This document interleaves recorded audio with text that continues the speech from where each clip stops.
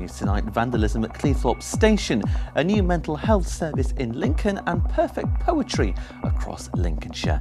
And later in tonight's programme, I'll be talking to James Russell about independent cinema in Hull. Before that, Tony Barker on a photo challenge for the Humber Bridge. And in tonight's sport, the thoughts of Mark Sneed on Hull FC's preparations for the upcoming Rugby League season.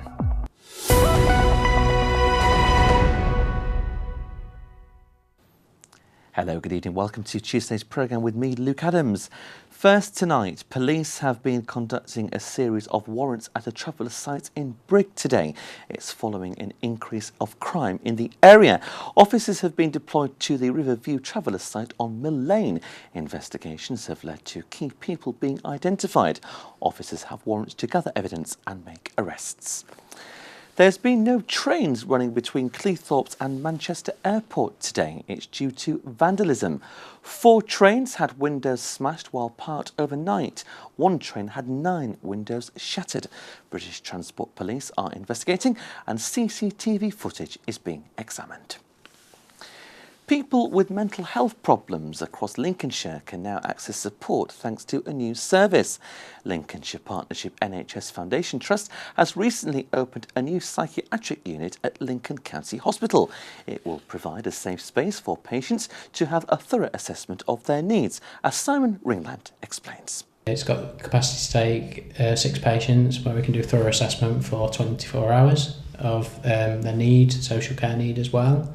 We involve family, carers, friends if needed as well in that decision-making process. People generally, when they leave the unit, they will either go back under home treatment teams for intense support in the community, or they'll be admitted to hospital, but that's a joint decision between the professionals and everybody else involved. Well, there's only 4 of these in the country at the moment, and it's quite a new concept, but we're hoping it prevents out-of-area placements for patients in acute wards, because that's something we really want to avoid as a trust. It's not appropriate to send people hundreds of miles away for care, and I know it's a national problem and it's been going on for some time now, but obviously it just it needs to come to an end really. Also, it's about making sure we're getting people who really need to be in hospital. So we've got there's case studies of people we've had through our unit over the last week where they would have been admitted to hospital if it hadn't been for the service, such as a gentleman who was admitted here for suicidality and obviously housing need. We managed to sort out his housing within 24 hours, also managed to get him seen by a consultant and thoroughly assessed. And he went on under home treatment team, and he's doing really well. So yeah, we have got success stories already. A new housing development was launched in Hull today. The £17 million scheme will see new homes built in the city's fruit market area. It's being developed by developers Whiteland Beale. The project's been described as contemporary city living with around 100 new homes planned. Meanwhile, there's plans for a £3.5 million redevelopment in the heart of Humber Street. Plans have been submitted for the redevelopment of 61 to 63 Humber Street, which houses the popular fruit venue, including the creation of a new purpose-built performance venue. The building will be completely refurbished and become a hub for the creative arts. Council tax across the East Riding could be on the rise. There's proposals for a 6% hike, with 3% going towards adult social care. The remaining 3% will raise over £9 million for the council.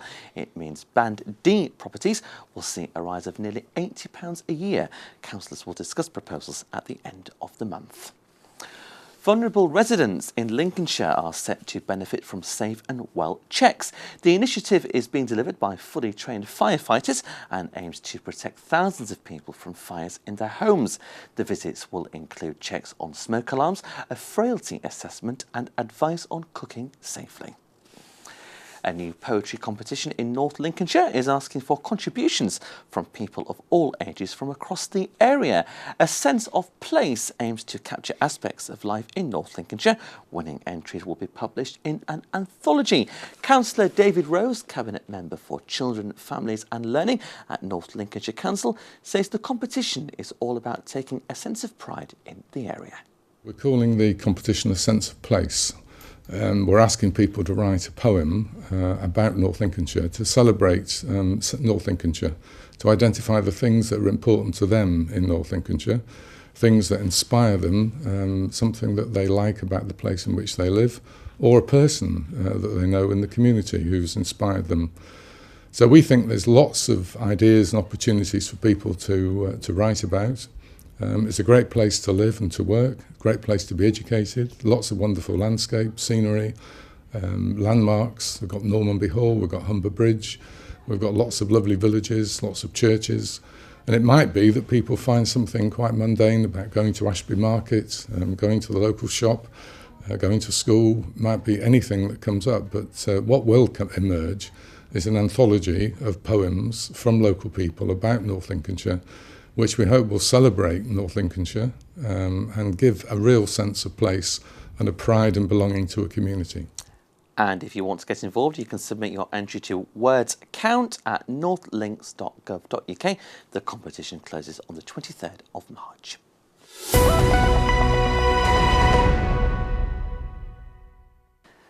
And from poetry to photography now, the Humber Bridge is launching a new competition to find the best images of the iconic monument. They'll all be taken by members of the public. I'm joined now by Tony Barker, Communications Manager, to tell me how people can get involved. Good evening, Tony. Welcome to the programme. Thank you very much for coming in. Always a pleasure to see you. Happy New Year. Happy New Year to you. First of all, why has this competition been set up? Well, I suppose lots of people take photographs of the Humber Bridge, and I wanted to try and create a collection in a way of some great work. And we also have, as I do at Estuary, a Facebook page and other social media. I wanted to sort of try and change our Facebook page every month with some great work by members of the public. And when thinking of doing that, the idea then grew and grew, and I thought, well, could we possibly do a calendar, for charity in 2019 out of all this, with different themes each month. And then with some support as well from London Camera Exchange Lincoln and also Hilton Photographic Hull. Then they were happy to support that as well.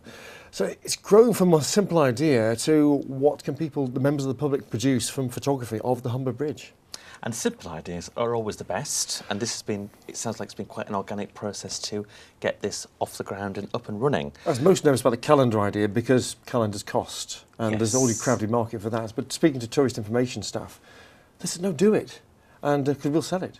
Excellent. So a lot of people are very supportive and behind it. Tony, I believe January's theme, which we are obviously in now, is sunrises. Why was that particular theme chosen for this time of the year? Well, I suppose I thought about it and was talking to members of the staff at the Humber Bridge as well, and it seemed obvious that if you're starting a year, you start with something, if you like, pleasant, happy, sort of get you going for the year, and you also want to have something good on the calendar, something colourful. And I know today's January is not a particularly grey sort of day and it can be a bit murky.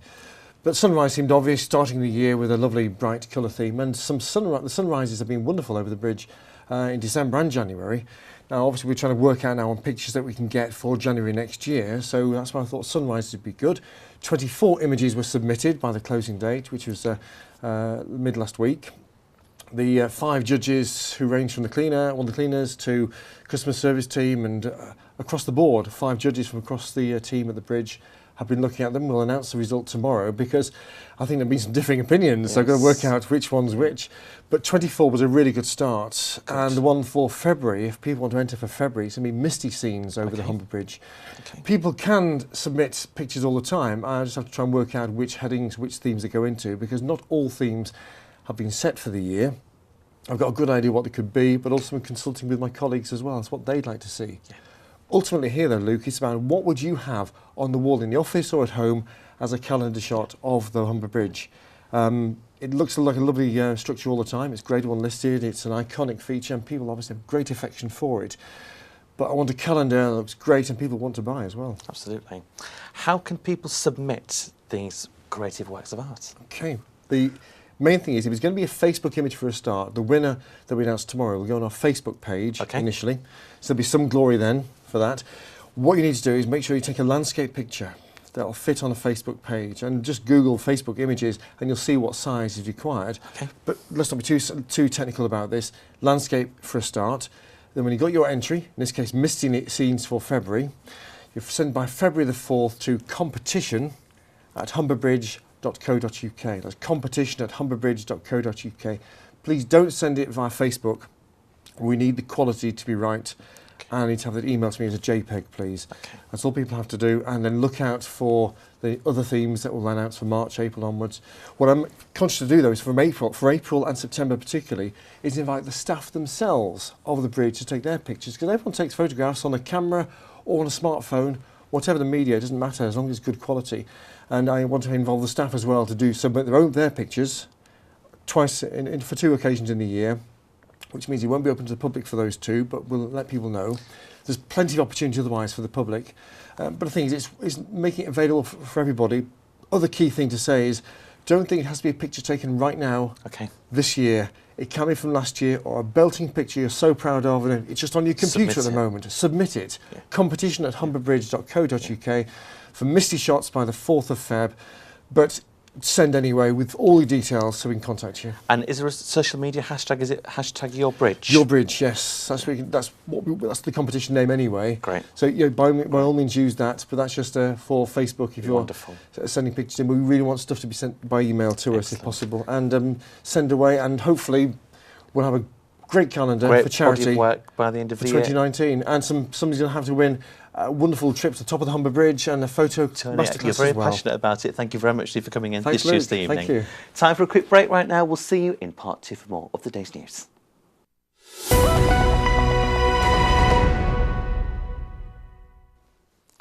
Welcome back. You're watching Estuary News. Still to come tonight, Jack brings us a roundup of all the latest sports news, and I'll be talking to James Russell very shortly about Hull Independent Cinema.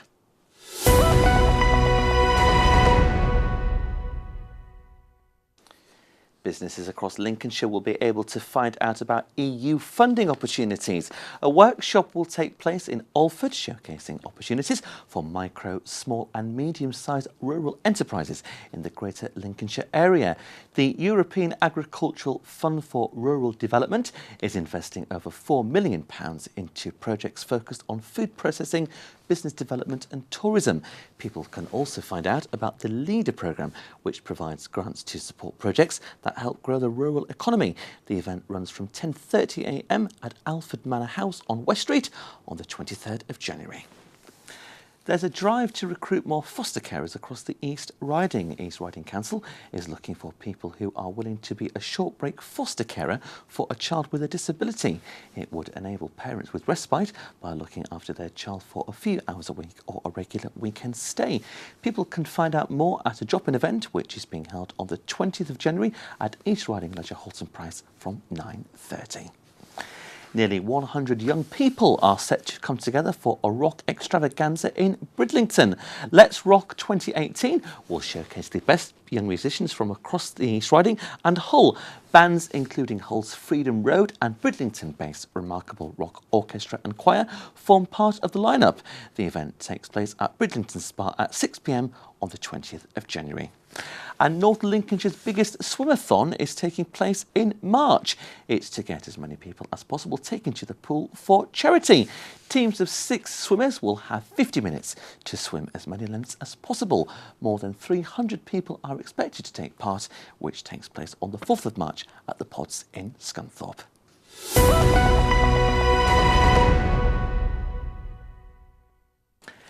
And I'm joined now by James Russell of Hull Independent Cinema to tell me about their new season of films, giving audiences the chance to discover something different. Good evening, James. Welcome to the programme. Thank you very much for coming in. Happy New Year. Happy New Year. Thanks First of all, the chance to discover something different. What can audiences discover?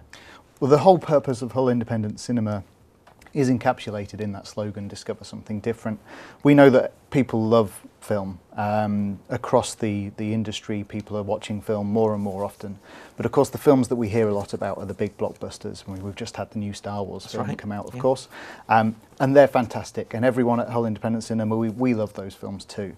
But we also love some of the undiscovered treasures. So some of the things that maybe are in a different language, or that maybe haven't got the same amount of distribution and that otherwise might not get into the mainstream cinemas, that people might not get the chance to see otherwise. So that's what we're all about, is bringing these sort of maybe more niche films, or the kind of films you wouldn't see with big promotional campaigns, bringing those to new audiences. I was looking at the schedule before we came to air, and you've got a real plethora of films from all corners of the globe, James. Why was these particular films chosen for the new season? Well, we like to portray a programme which has a range of genres, a range of countries of origin, a range of subjects. So our core programme is essentially we show a film once a week. Okay. And within that, we do a quarterly programme. So the programme lasts for 3 months from tonight, the first film, to the end of March. And we try and have as broad a range within that. So we've got documentary, we've got drama, we've got action, we've got thriller, we've got English language, we've got foreign language. So there's something for everyone, and we try to programme the season of films in such a way to make sure that no matter what it is in the programme, there's always going to be something that someone will take a punt on or will like. And do you get good audience figures for these films? Yeah, absolutely. We've been going for about 3 years now, Okay. and we have a really loyal core audience who come to see lots of our films. We have a membership system where people can pay an annual membership fee and they get a discount on their tickets, and that really encourages people to come more often, obviously, to get the most value out of their membership. But we also have people who will dip in and out of the programme. So there might be something on that they don't like the look of, and that's absolutely fine. But then the next week there will be something that they like. So our audience figures can vary depending on the kind of film that we're showing. So something that's perhaps a bit more niche interest, we might get an audience of perhaps 30 or 40 people come along. Whereas something that's perhaps had a lot of coverage or that's been up for awards, that people are talking about, we might get bigger audiences for. So for example, the film we're showing tonight to launch the season is a film called The Florida Project. It's been getting a lot of critical buzz, lots of 5-star reviews, and we've probably going to sell out our screening of that tonight. So it really depends on the nature of the film and how much publicity it's been getting. And potentially, James, what audiences are looking for Yeah. on a night out at the cinema? Absolutely, although we are finding now that people will come and watch films that maybe they haven't heard about simply because we're showing them. So we've built a really good rapport with our audiences, and our audiences have come to trust us and essentially say, well, if Hull Independent Cinema are showing it, then it's worth taking a punt on, even if they've maybe not heard of it themselves. It's a good value for money. Absolutely. Good value for money. Now, in March, James, there's going to be a screening of Arthur Conan Doyle's The Lost World, Yep. dating back to 1925. Yes, this is something we do around once a season. We work with the Yorkshire Silent Film Festival, which is run by an excellent pianist called Jonathan Best. And we put on a silent film, so in this case it's The Lost World from 1925. And Jonathan comes down with his piano and improvises a live score to the film while the film's playing. He's such a talented musician. He will maybe have seen the film once before and have a bit of an idea of what he's going to play, but essentially he improvises the entire score, and he's sitting in the auditorium watching the film with us. And our audiences absolutely love it. We get really good audiences numbers for those. And so this season's, yes, is The Lost World, which is going to be a fantastic evening. And I bet with having him there live, that gives it a different buzz, Oh. to the whole ambience and atmosphere. Yeah, of it's the evening. a combination of not just a night at the cinema, it's a live music event, and it's a one-off because it's live improvised music. That is never going to happen again. That combination of that film with that music, if you're in that audience, then it's an I was there moment, because it will never happen again. Absolutely. And like you say, you've got a very niche audience, regular people who come to this event, and people who just probably turn up because they like what they see in the brochure. Yeah, and we certainly found this last year, obviously 2017, with Hull as UK City of Culture. We get feedback from our audiences as they leave the screenings, and we had people from all over the country, and indeed from different countries in the world, coming to see our screenings because they'd seen what was on, they were in the City of Culture, they wanted to do something a bit different and saw what we were doing. Okay. Now, James, where are these films going to be shown? Well, we use several venues. Okay. One of the purposes of Hull Independent Cinema is that in the long run we want to have our own venue as a place as a home in Hull for independent and world film. But we're not quite there yet. Okay. So at the moment we use other venues around the city. So for our core programme we use View Cinema, which is at the Prince's Quay Shopping Centre in the city centre. For some of our special screenings, so the Lost World screening for example, but also our screening of the documentary Brexitania, which is being presented in partnership with Sheffield Docfest, which is a very timely documentary about Brexit, the referendum in 2016. Those special screenings are on at Hull Truck Theatre. And then we have other events going on at Fruit on Humber Street. Excellent. So lots of places across the city centre. James, it sounds a great season. I wish you all the best. Thank you very much indeed for coming in this Tuesday evening. Now here's Jack with all the sport.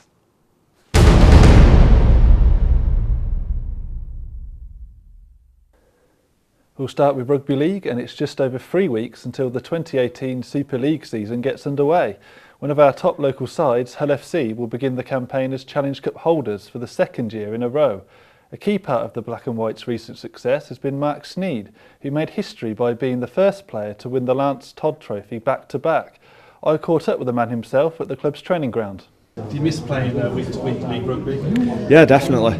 For the first couple of weeks after the season's finished, obviously I like to chill out and finally relax. But yeah, after a couple of weeks of relaxing, you're just ready to get going again. And just looking forward to it now. Obviously, you've had some time to get to know some of the new lads and sort of back on the training ground with the squad. What's the sort of team spirit like around the camp? Yeah, it's up. We're, like I said, we're all just ready to get going now. We're all probably a little bit bored of running and just being tired and flogged all the time. So we're just ready to put everything that we've been doing for the last 7 weeks onto the field against the opposition. In football, Hull City have found out who they'll play in the 4th round of the FA Cup. The Tigers were drawn at home against fellow Championship side Nottingham Forest. Forest were the conquerors of Premier League giants Arsenal in the last round, while City won 1-0 at Blackburn Rovers of League One. The clash at the KCOM Stadium will take place on the weekend of the 26th to the 29th of January. Meanwhile, in January transfer news, Grimsby Town have announced a departure. Mariners midfielder Tom Balarinwa has left the club to join National League side Sutton United. The 27-year-old scored 2 goals in 40 appearances for Grimsby after arriving from Sutton in the summer of 2016. That's all for today's sport. Back to Luke in the studio.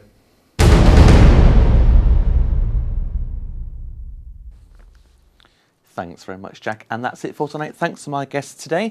If you have a news story, then please visit our Facebook or Twitter pages or email news@estuary.tv. You can also phone our news desk, Grimsby number 01472 31553. Details on the screen, or write to us at the usual address. As always, I look forward to hearing from you with any interesting news stories you have. We'll see you same time tomorrow for Wednesday's news. Have a great Tuesday evening.